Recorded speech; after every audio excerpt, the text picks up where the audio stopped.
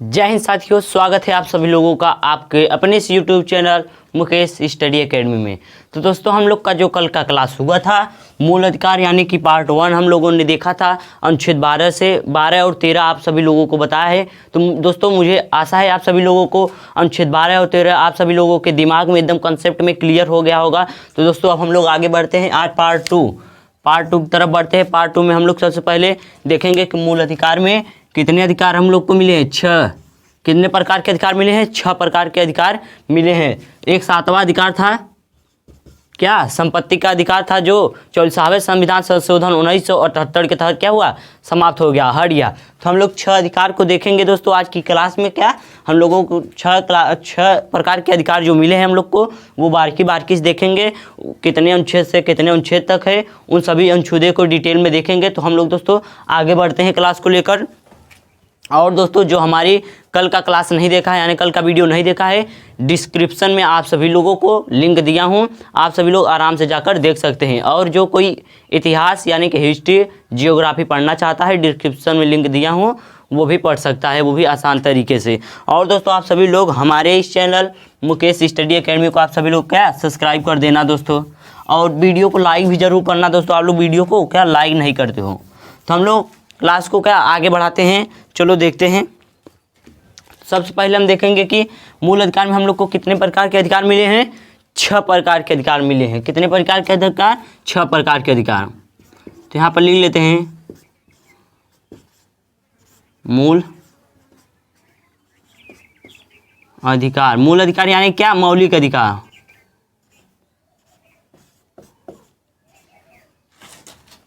छह प्रकार के अधिकार।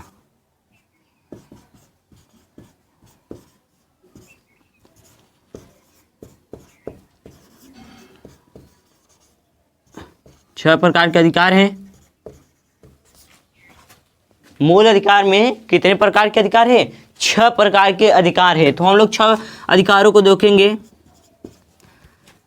कितने अधिकार को? 6 अधिकार को। पहले यहां पर एक नोट लिख लेना। यहां पर नोट डालकर आप लोग जो है नोट्स बनाते हुए चलना, और यहां पर नोट डालने आप लोग नोट डाल लें। यहाँ पर लिखे कि क्या जो हमारा 7वां अधिकार था, क्या 7वां अधिकार जो था क्या संपत्ति का अधिकार, वो 44वें संविधान संशोधन 1978 के तहत क्या समाप्त हो गया, क्या हट गया है। तो हम लोग लिख लेते हैं इसे।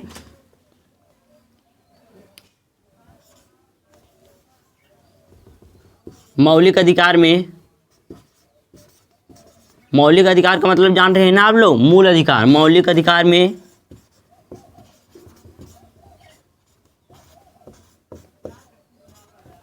7 अधिकार थे,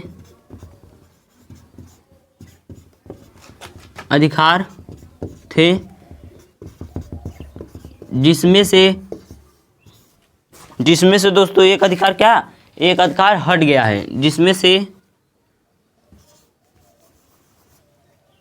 से जो 7वां अधिकार था,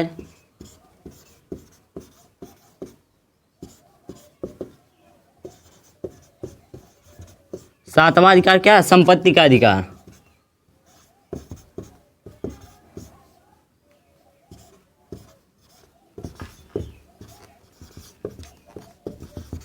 संपत्ति का अधिकार क्या हुआ है? हट गया है।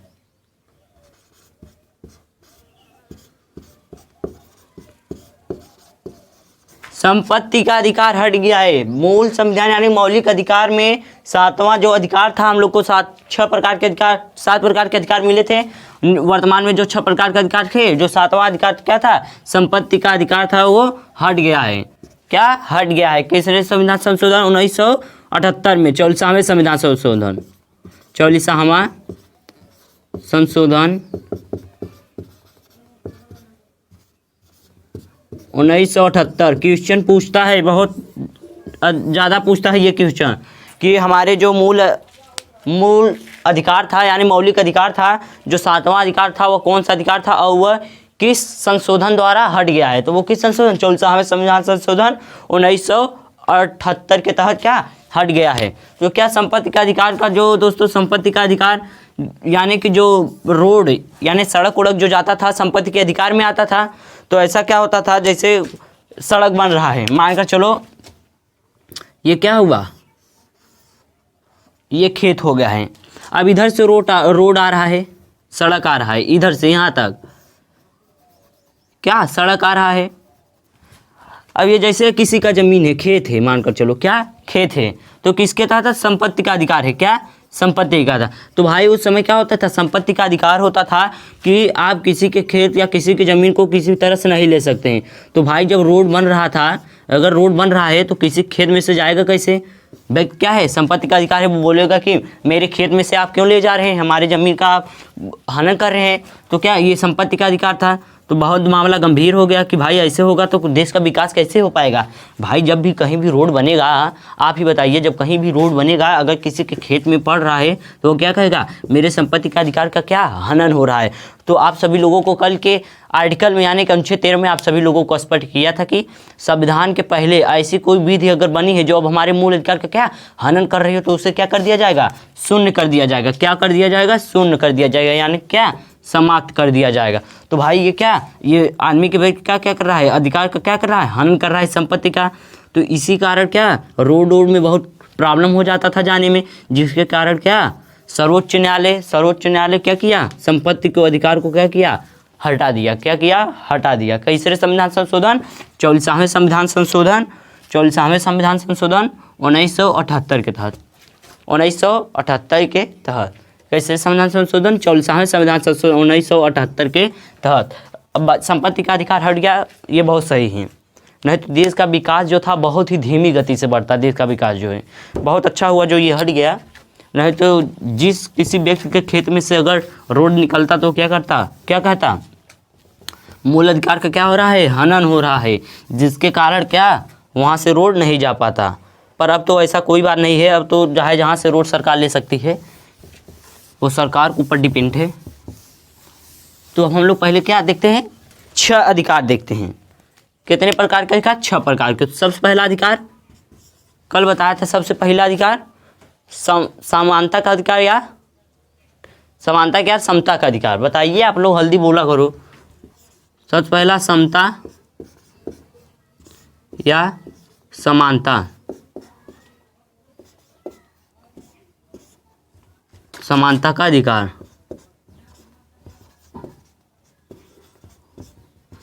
ये अनुच्छेद कितने से कितने तक है, ये अनुच्छेद जो है 14 से लेकर 18 तक है, 14 से 18 तक। सबसे पहला अधिकार समता का अधिकार, सबसे पहला समता का अधिकार, सबसे पहला समता या समानता का अधिकार, सबसे पहला समता या समानता का अधिकार। अनुच्छेद 14 से लेकर 18 तक, अनुच्छेद 14 से लेकर 18 तक।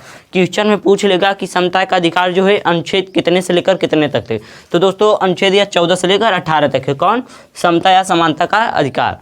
अब हम लोग देखते हैं सभी अधिकारों के बारे में डिटेल से पढ़ेंगे। तो आज हम लोग जो देखेंगे क्या 14 से 18 यानी कि समता या समानता के अधिकार को देखेंगे। तो सबसे पहले हम लोग 6 प्रकार के जो अधिकार है उसे देख लेते हैं।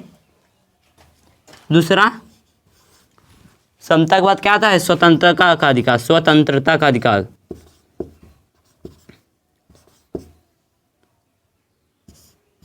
स्वतंत्रता का अधिकार,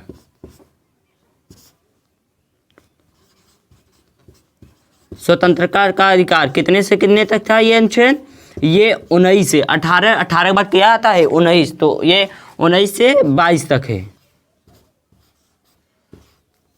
19 से 22 तक, 19 से 22 तक क्या स्वतंत्रता का अधिकार, क्या स्वतंत्रता का अधिकार कितने से, अनुच्छेद 19 से 22 तक। मूल अधिकार का जो अधिकार दूसरा है वो कौन सा है, स्वतंत्रता का अधिकार, क्या स्वतंत्रता का अधिकार, अनुच्छेद 19 से 22 तक। कितने तक, 19 से 22 तक। और उसके बाद तीसरा अधिकार जो आता है शोषण के विरुद्ध अधिकार, शोषण के विरुद्ध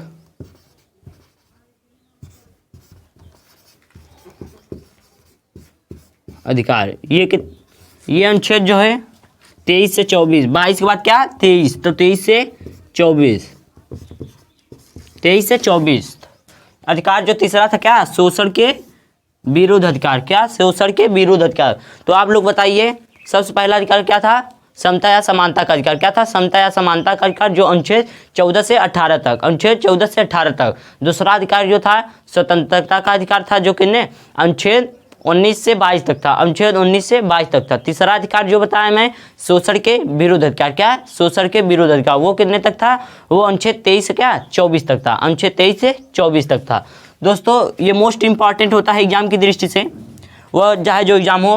वनडे एग्जाम में अधिकतम तो ये मूल अधिकार से 2-3 क्वेश्चन पूछ लेता है, यहाँ से 2-3 क्वेश्चन पूछ लेता है, खासकर इस वाले पार्ट से, इस वाले पार्ट से, और लगभग इस वाले पार्ट से ज़्यादा पूछ लेता है, 2 पार्ट से। क्या मूल अधिकार में जो है दोस्तों वनडे एग्जाम में बहुत ज़्यादा क्वेश्चन पूछ लेता है। तो हम लोग आगे बढ़ते हैं, आप लोग ध्यान देते हुए चलना, अच्छे से पढ़ना, बस वह चाहे जो एग्जाम हो अच्छे से निकल जाएगा। सबसे पहला क्या था? समता या समानता का अधिकार। दूसरा स्वतंत्रता का अधिकार। तीसरा शोषण के विरुद्ध अधिकार। चौथा जो आता है धार्मिक स्वतंत्रता का अधिकार।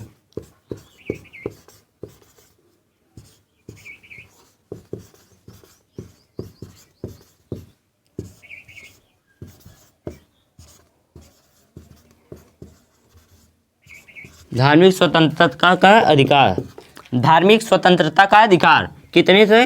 ये अनुच्छेद 24 के बाद कितना? 25, 25 से 28 तक, बोलो भाई, 25 से 28 तक। सबसे पहला है समता समानता का अधिकार 14 से 18। दूसरा स्वतंत्रता का अधिकार 19 से 22। शोषण के विरुद्ध अधिकार 23 से 24। धार्मिक स्वतंत्रता का अधिकार 25 से 28, 25 से 28। अब पांचवा जो आता है संस्कृति एवं शिक्षा का अधिकार। संस्कृति एवं शिक्षा का, संस्कृति एवं शिक्षा का अधिकार, ये अनुच्छेद 28 के बाद 29 से 30 तक, 29 से 30 तक है संस्कृति एवं शिक्षा का अधिकार। उसके बाद छठवां जो आता है संवैधानिक उपचारों का अधिकार। मोस्ट इंपॉर्टेंट ये भी है, ये भी बहुत पूछता है कि जो छठवां अधिकार है वो क्या है? संवैधानिक उपचारों का अधिकार। क्या? संवैधानिक उपचारों का अनुच्छेद, जो अनुच्छेद 32 में, क्या अनुच्छेद 32 में है? संवैधानिक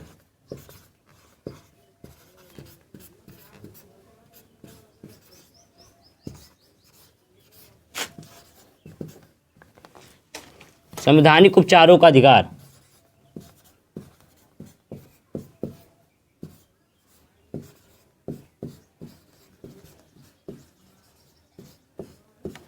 ये अनुच्छेद 30, ये अनुच्छेद 30 में है।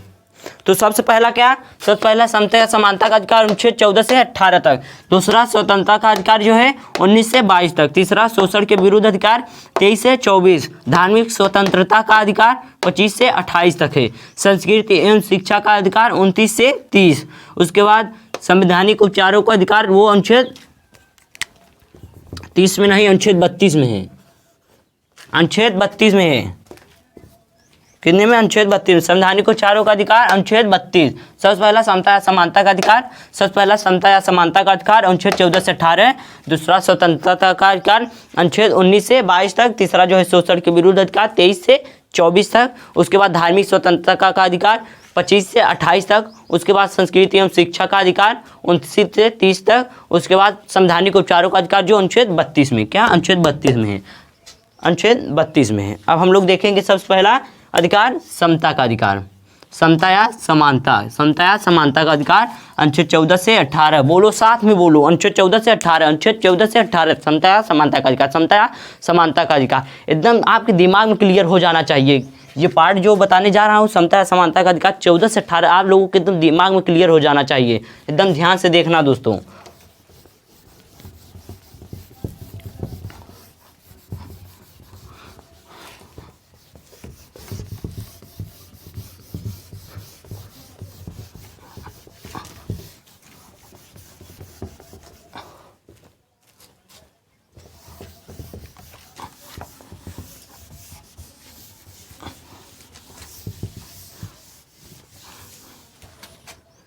तो हम लोग देख लेते हैं। सबसे पहला पार्ट क्या बताया? समता का समता या समानता का अधिकार अनुच्छेद कितने बताइए आप लोग बताइए। समता का अधिकार जो है अनुच्छेद कितने से कितने तक है? बहुत सही आप लोगों ने जवाब दिया। ये अनुच्छेद जो है 14 से 18 तक है। अनुच्छेद 14 से 18 तक है। समता या समानता का अधिकार 14 से 18, समता या समानता का अधिकार 14 से 18। अब हम लोग देखते हैं तो ये अनुच्छेद कितने 14 से लेकर 18 तक है। अनुच्छेद कितने 14 से लेकर 18 तक है। तो सबसे पहले अनुच्छेद को देखते हैं।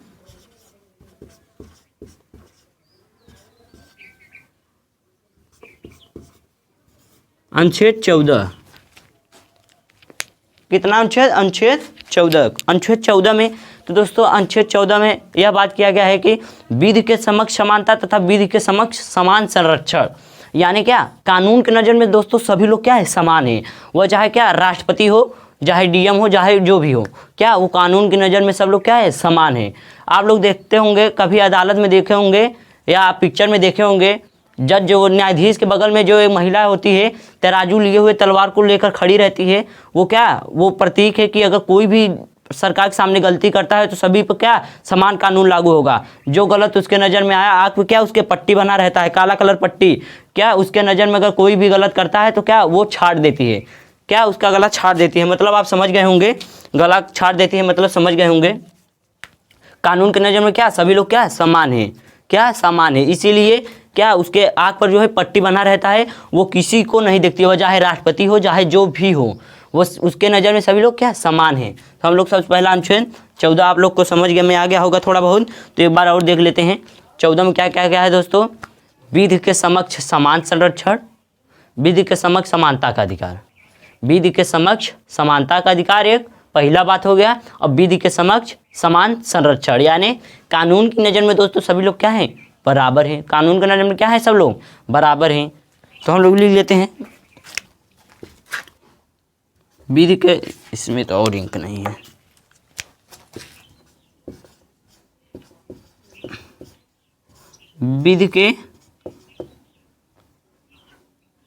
विधि के समक्ष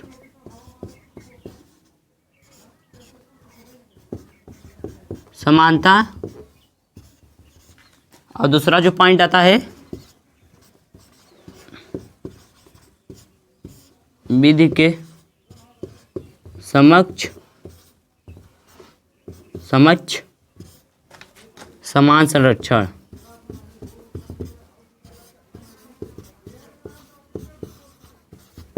विधि के समक्ष समान संरक्षण। विधि का मतलब क्या होता है दोस्तों? ये जो विधि लिखा हूं मैं, इसका मतलब क्या होता है ये भी तो पता होना चाहिए।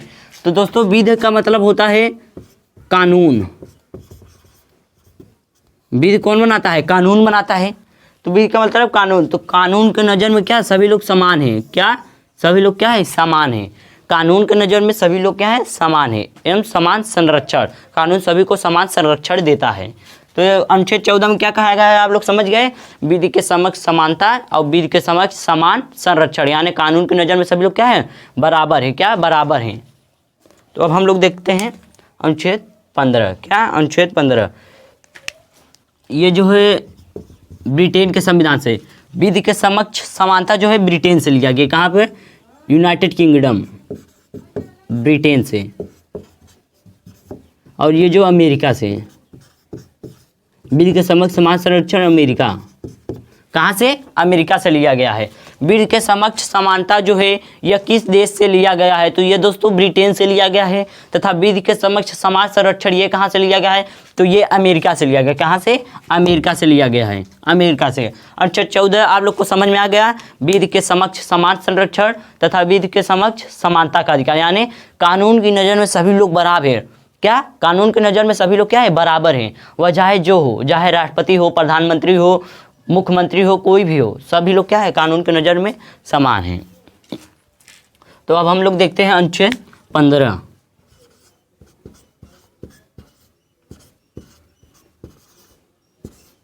अनुच्छेद 15 में क्या कहा गया है ध्यान से देखना आप लोग दोस्तों। अनुच्छेद 15, तो अनुच्छेद 15 में यह कहा गया है दोस्तों, सरकार, राज्य, क्या राज्य, मैं आप लोगों को कल की वीडियो में बताया था राज्य का मतलब क्या होता है, राज्य का मतलब क्या होता है सरकार। यह अनुच्छेद किस में है, राज्य की परिभाषा किस अनुच्छेद में बताया था कल, 12 अनुच्छेद 12 में बताया था। तो राज्य यानी कि क्या, सरकार।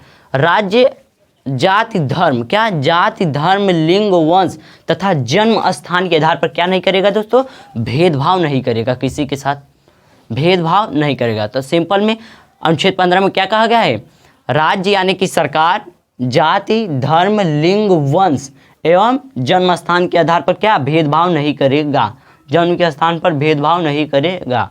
तो एक बार और आप लोग देख लेना अनुच्छेद 15 में क्या कहा गया है दोस्तों, राज्य यानी कि सरकार जाति धर्म लिंग वंश तथा जन्म स्थान के आधार पर भेदभाव नहीं करेगा, क्या नहीं करेगा, भेदभाव नहीं करेगा।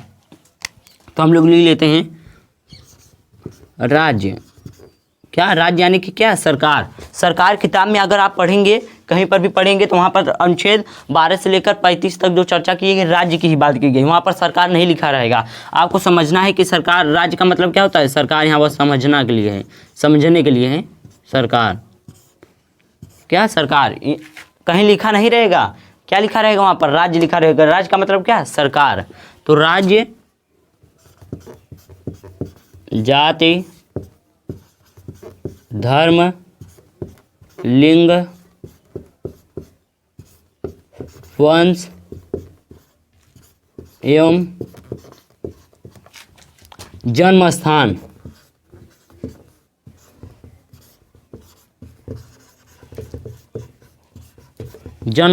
के आधार पर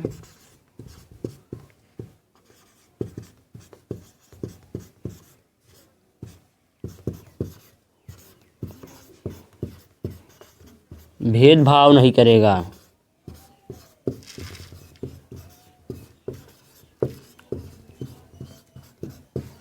भेदभाव नहीं करेगा, क्या, राज्य। राज्य यानी कि सरकार जाति धर्म लिंग वंश एवं जन्म स्थान, धीरे से बोलो आप लोग, जाति धर्म, जाति धर्म, जाति धर्म लिंग वंश एवं जन्म स्थान के आधार पर भेदभाव नहीं करेगा। तो हम लोग समझते हैं जाति। अब जाति के आधार पर आप लोग समझ रहे होंगे जाति के आधार पर भेदभाव होता है कि नहीं होता है। अब तो कम हो गया है, पहले बहुत ज़्यादा होता था। जैसे कि आप लोग जानते होंगे डॉक्टर भीमराव अंबेडकर के विषय में, वो दलित समाज के थे, जिसके कारण उन्हें क्या, स्कूल में बैठ कर शिक्षा लेने को भी नहीं दे रहे थे, क्या, स्कूल में बैठकर शिक्षा भी नहीं लेने दे रहे थे। कौन, किसके, डॉक्टर भीमराव अंबेडकर को। किसके आधार पर, जाति के आधार पर। दलित समाज के थे, क्या, दलित, तो वो क्या, जाति के आधार पर। आप लोग जानते हैं जाति के आधार पर भेदभाव अब हो रहा है तो बहुत कम हो रहा है। जाति के आधार पर क्या करें, भेदभाव नहीं करेगा, कौन, राज्य नहीं करेगा, यानी क्या, सरकार। धर्म के आधार पर नहीं करेगा कि वो हिंदू है, मुस्लिम है, सिख है, ईसाई है, जैन धर्म है, किसी भी धर्म के आधार पर सरकार यानी कि राज्य भेदभाव नहीं करेगा। लिंग के आधार पर, अब लिंग के आधार पर जैसे कि कोई लड़का है, लड़की है, लड़के के लिए अलग, लड़की के लिए अलग, तो राज्य क्या, लिंग के आधार पर भी भेदभाव नहीं करेगा, लिंग के आधार पर भी भेदभाव नहीं करेगा। अब भाई इसका मतलब नहीं है भेदभाव कुछ चीज़ों के लिए छोड़कर, जैसे सेना। अब जैसे भाई सेना में लिंग, सेना लिंग में क्या, पुरुष भी आता है और महिला भी आती है, पुरुष और महिला दोनों आता है। तो भाई क्या, अब जैसे चीन से लड़ाई हो रहा है और बॉर्डर पर सेना जा रही है, तो क्या महिलाएं भी जाएंगी, नहीं, महिलाएं वहाँ पर नहीं जाएंगी, खासकर वहाँ पर पुरुष भेजे जाएंगे, क्योंकि क्या, पुरुष के अपेक्षा में महिलाएं कमज़ोर होती हैं, बायोलॉजिकली महिलाएं क्या होती हैं, कमज़ोर होती हैं, आप लोग समझ रहे हैं। तो क्या, महिलाएं वहाँ पर नहीं जाएंगी। तो ये मतलब नहीं है कि आधा क्या हो रहा है, यहाँ पर भेदभाव हो रहा है, भेदभाव नहीं कर रहा है। ये सरकार का वो एक है कि महिलाओं को बॉर्डर, ये आपके भलाई के लिए ही कह रहा है ना, सरकार जो कह रहा है आपके भलाई के लिए, इसमें कोई आपसे क्या, लिंग के आधार पर भेदभाव तो नहीं कर रहा है। तो ठीक है। और उसके बाद वंश, कि आप इस वंश के हैं, राजपूत वंश के हैं, यादव वंश के हैं, किसी भी वंश के आधार पर भी भेदभाव नहीं करेगा। आप चाहे जू वंश के हों, सरकार किसी भी वंश के आधार पर भी भेदभाव नहीं करेगा। उसके बाद जन्म स्थान के आधार पर भी भेदभाव नहीं करेगा कि आपका जन्म यहाँ पर हुआ है, आपका जन्म और कहीं हुआ तो जन्म के आधार पर भी भेदभाव सरकार नहीं करेगा। तो आपका जन्म चाहे जहाँ भी हुआ हो, वह चाहे भारत में हुआ हो और चाहे कहीं पर हुआ, अगर आप भारत के नागरिक हो तो क्या जन्म स्थान के आधार पर भी सरकार क्या भेदभाव नहीं करेगा। समझ गए आप लोग।